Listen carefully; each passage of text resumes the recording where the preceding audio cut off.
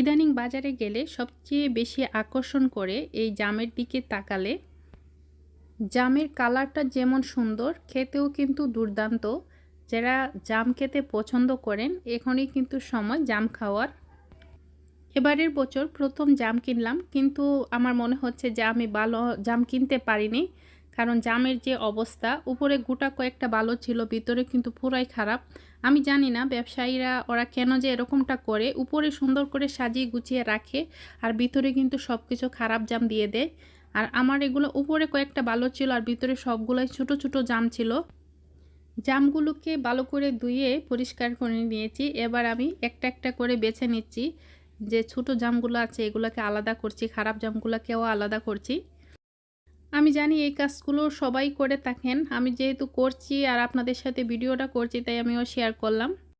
আর জামগুলো পাতিলে নেওয়ার একটাই উদ্দেশ্য, এগুলাকে আমরা যেতটুকু ছোটোবেলা জাম খাইছি এই জামগুলো ওকে কিন্তু একটা পাতিল বা কোনো বক্সে নিয়ে জাকিয়ে খাইছি। এই জন্য আমিও একটু জাকানোর জন্য আমার মাথায় কোনো কিছু আসছিল না আসলে কী দিয়ে জাকাবো। এজন্য আমি আমার যে ভাত রান্না করার পাতিলটা আছে সেটাতেই নিয়ে নিলাম।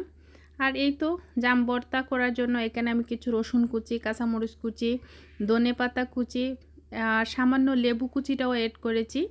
এগুলা চায়না লেবু। লেবুর গ্রানটা আমার কাছে বেশি ভালো লাগে, এজন্য আমি একটু লেবু কুচিটাও এড করেছি।